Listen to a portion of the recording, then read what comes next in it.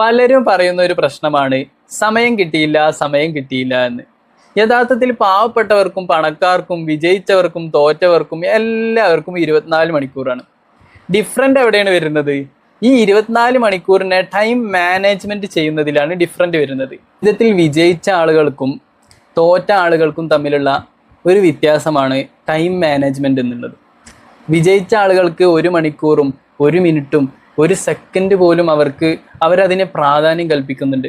ഇത് നമ്മൾ ഈ സ്ക്രോൾ ചെയ്ത് നമ്മൾ ഈ കളയുന്ന ഒരുപാട് സമയം അത് നമ്മുടെ ജീവിതത്തിന് വേണ്ടി ഉപയോഗിക്കാൻ ശ്രമിക്കുക. നമ്മുടെ ലക്ഷ്യസ്ഥാനത്തിലേക്ക് എത്തിച്ചേരാനുള്ള ഓരോ സ്റ്റെപ്പുകളും വെച്ച് മുന്നോട്ട് പോവുക. ഓരോ സെക്കൻഡും ഓരോ മിനിറ്റും നമുക്കും പ്രധാനപ്പെട്ടതാണ്. നമ്മൾ ഈ മൊബൈലിൽ സ്ക്രോൾ ചെയ്ത് നമ്മൾ സമയം നഷ്ടമാക്കാതെ, അതല്ലെങ്കിൽ അശ്രദ്ധമായി നമ്മുടെ സമയം പാഴാക്കാതെ നമ്മളൊരു കാര്യത്തിൽ ഫോക്കസ് ചെയ്തുകൊണ്ട് നമ്മൾ മുന്നോട്ട് പോവുക. അങ്ങനെ ടൈം മാനേജ് ചെയ്യുക.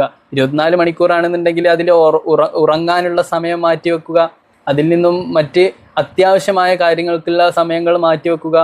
അതിൽ നിന്നും നമുക്ക് നമ്മുടെ ഗോളിലേക്ക് എത്തിച്ചേരാൻ വേണ്ടി നമ്മൾ 1 മണിക്കൂറെങ്കിലും നമ്മൾ അതിന് മാറ്റിവെക്കണം. 1 മണിക്കൂറെങ്കിലും ദിവസത്തിൽ നമ്മൾ മാറ്റിവെച്ചിട്ട് നമ്മുടെ ലക്ഷ്യം, എല്ലാവർക്കും ഒരു ലക്ഷ്യം ഉണ്ടാവും. ജീവിതത്തിൽ ലക്ഷ്യമില്ലാത്ത ആരും തന്നെ ഉണ്ടാവില്ല. നമുക്ക് ലക്ഷ്യമില്ലാത്തവരാണെന്നുണ്ടെങ്കിൽ ലക്ഷ്യം ഉണ്ടാക്കണം. നമുക്ക് എല്ലാവർക്കും ഒരു ലക്ഷ്യം ഉണ്ടായിരിക്കണം.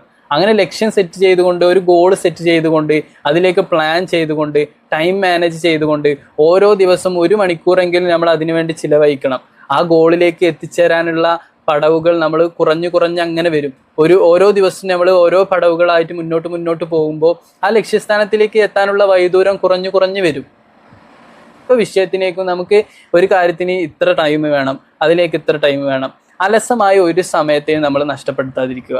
സമയം നമ്മളിൽ നിന്നും നഷ്ടപ്പെട്ടു പോയാൽ പിന്നെ ഒരിക്കലും തിരിച്ചു കിട്ടാത്ത ഒന്നാണ് നമ്മുടെ സമയം എന്നുള്ളത്. അതുകൊണ്ട് നമ്മുടെ സമയം നല്ലതിന് വേണ്ടി ഉപയോഗിക്കുക. നമ്മുടെ ലക്ഷ്യസ്ഥാനത്തിലേക്ക് എത്തിച്ചേരാനുള്ള മാർഗങ്ങളൊക്കെ ഈ സമയത്ത് നമ്മൾ ടൈം മാനേജ് ചെയ്തുകൊണ്ട് അതിലേക്ക് എത്തിച്ചേരാനുള്ള വഴികളൊക്കെ സെറ്റ് ചെയ്യുക.